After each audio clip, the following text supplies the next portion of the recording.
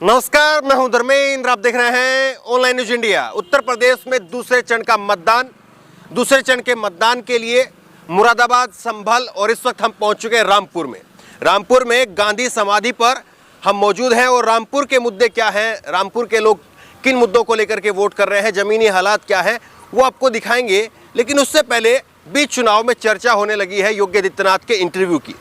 योगी आदित्यनाथ का एक इंटरव्यू सुबह ANI पर आता है, उस पर क्या कुछ कहा गया उस पर चर्चा करेंगे। उससे पहले आप जरा देखिए, ये कर्नल यूनुस अली खान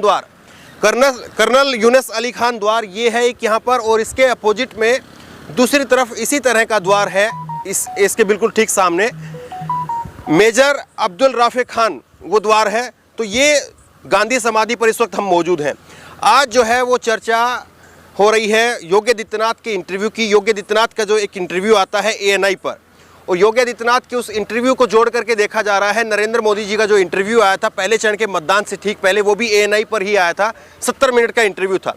तो सवाल अब ये खड़े हो रहे हैं कि बीच चुनाव में जब आज दूसरे चरण के लिए मतदान हो रहा है, तो ऐसे में कैसे योगी आदित्यनाथ का जो इंटरव्यू है वो हुआ, क्योंकि इसी तरह से एक इंटरव्यू हुआ था 2017 में राहुल गांधी का गुजरात के अंदर। लेकिन उस इंटरव्यू को लेकर के एक FIR दर्ज करा दी गई थी और बाकायदा वो इंटरव्यू जो है वो नहीं चलाया गया था। लेकिन आज यहाँ पर योगी आदित्यनाथ का इंटरव्यू हुआ और आखिरकार जो है उस इंटरव्यू को लेकर के सवाल खड़े हो रहे हैं। सवाल ये खड़े हो रहे हैं कि बीच चुनाव में जब आचार संहिता को लेकर के जो है जब रोक लगी हुई है, आप प्रचार नहीं कर सकते हैं, रोक लग जाती है चुनाव से, वोटिंग से 48 घंटे पहले, तो सवाल ये खड़े हो रहे हैं कि कैसे जो है वो योगी आदित्यनाथ का इंटरव्यू तमाम चैनलों पर प्रसारित किया जा रहा है। क्योंकि ANI का इंटरव्यू है तो ANI का इंटरव्यू तमाम चैनलों पर प्रसारित किया जाता है। अब इसी को लेकर के जो है वो दीपक शर्मा की तरफ से देखिए इस पर ट्वीट करके जो है वो जानकारी जो है वो दी गई है। ये आप देखिए, दीपक शर्मा ने इसमें ट्वीट करके कहा है कि पहले चरण में मोदी जी का चुनावी इंटरव्यू और आज चुनाव के समय पर योगी जी का सभी चैनलों पर प्रसारित हो रहा है interview. Representation of people act 1951 की धारा 126(3) का उल्लंघन है। ऐसे ही मामले में इलेक्शन कमीशन ने राहुल गांधी के विरुद्ध 2017 में गुजरात चुनाव में FIR करने के आदेश दिए थे। इस पर इलेक्शन कमीशन चुप है। तो सवाल ये खड़े हो रहे हैं, तब भी हमने आपको जानकारी दी थी, जब नरेंद्र मोदी का इंटरव्यू हुआ था तब भी हमने जानकारी दी थी कि क्या बीच चुनाव में इस तरह से इंटरव्यू किया जा सकता है।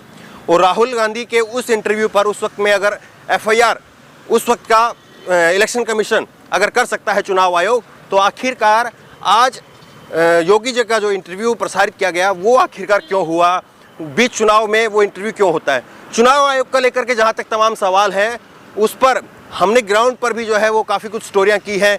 और ख़ास करके संभल में जो हमने स्टोरी की, तो संभल में काफ़ी जो मतदाता थे उनकी तरफ से ये कहा गया कि वोट जो है वो काट दी गई। वो स्टोरी भी आपको दिखाएंगे, उसकी कुछ झलक भी आपको दिखाएंगे। लेकिन योगी जी के इंटरव्यू को लेकर के अखिलेश यादव ने पलटवार किया है, और अखिलेश यादव ने कहा है कि योगी जी के इंटरव्यू, योगी जी का आज दूसरे चरण के मतदान के लिए रामपुर में जो है मतदान होना था, और ऐसे में योगी आदित्यनाथ के 12 बज गए, सुबह 12 बजने से पहले ही जो है उनके 8 बजे ही 12 बज गए। आप देखिए अखिलेश यादव ने किस तरह से तंज कसते हुए जो है वो योगी आदित्यनाथ को घेरने का काम किया है। अब मुख्यमंत्री की शक्ल देखो, आजकल देखी कि नहीं देखी शक्ल आपने? वैसे 12 तो यहां बाद में बजे, सवेरे ही 12 बज गए।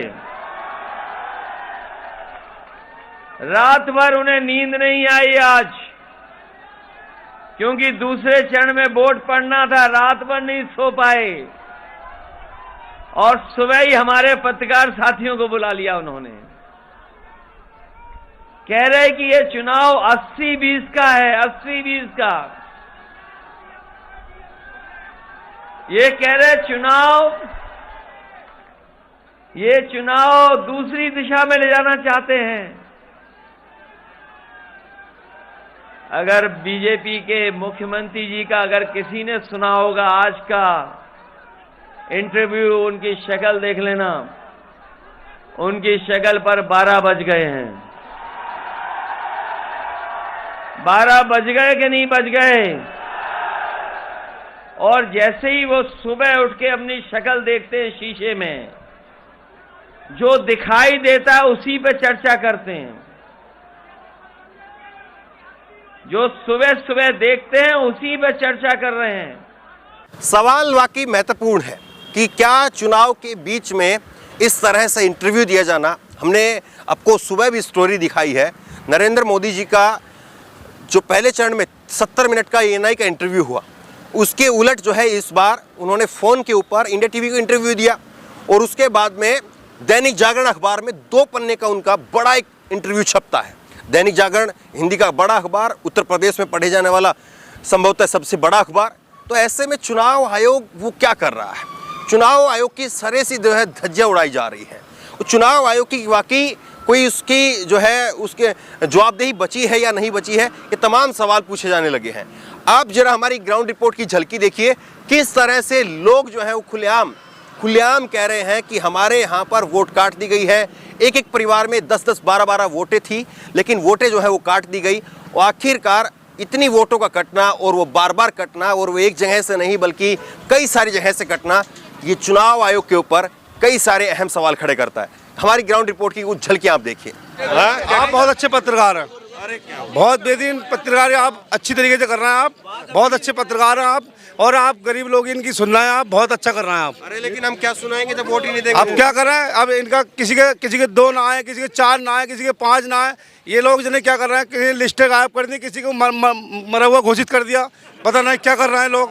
ये बात है क्या? ये बहुत गलत कर रहा है, ये काम बहुत गलत हो रहा है। ये 2 हमारे कटे हुए तो आपके कटे जी। झूठ तो नहीं बोला? नहीं, झूठ नहीं बोले सरकार केस कर जी, कोई बात नहीं, कोई बात नहीं, कर रहे तो झूठ नहीं बोलेंगे। अरे नहीं, जो सच है वो सच है, कोई केस से नहीं डरते हैं, केस से कोई डरता नहीं है और ना ही बीजेपी से कोई डरता, इसलिए जो सच बात है वो सच बात है। सच बात क्या है? सच बात ये है कि सबके वोट कटे हैं क्योंकि ये मुस्लिम क्षेत्र एरिया है। लगातार हम आपको ग्राउंड रिपोर्ट दिखाते रहेंगे, अलग अलग विधानसभाओं की क्या कुछ ज़मीनी हालात है वो आपको दिखाते रहेंगे, लेकिन जो बड़ी खबर आ रही है, जो बड़ी घटनाएं हो रही हैं, उन पर चुप्पी नहीं साधी जा सकती।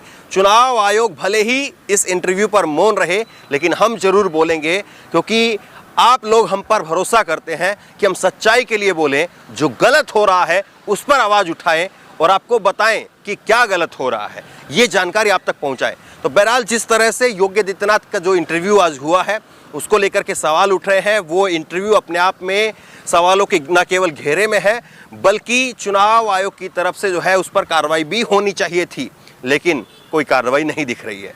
तो बहरहाल अब रामपुर में पहुंच गए हैं, रामपुर के हाल आपको दिखाएंगे। पीछे आप ये देख ही रहे हैं, आजम खान के द्वारा जो है ये सारा काम जो है वो करवाया गया, ये आप उनका काम देख ही रहे हैं। और आजम खान जो है इस बार जेल से ही चुनाव लड़ रहे हैं। आजम खान के बेटे, उनकी रिहाई हो गई, उनको जमानत मिल गई थी। आजम खान के बेटे जो है वो बाहर हैं, लेकिन आजम खान जेल से लड़ रहे हैं। रामपुर के लोग क्या सोचते हैं, इस बार रामपुर के लोग क्या तय करेंगे, वो आपको दिखाएंगे। बहरहाल इस वीडियो को ज़्यादा से ज़्यादा शेयर करिए। इस खबर को लेकर, इस वीडियो को लेकर आपकी जो भी राय हो नीचे कमेंट बॉक्स में अपनी राय जरूर दें और इसी तरह की तमाम खबरों के लिए ऑनलाइन न्यूज़ इंडिया सब्सक्राइब करें। धन्यवाद। इस खबर को अभी लाइक करें, शेयर करें, अभी चैनल को सब्सक्राइब करें और घंटी जरूर दबाएं।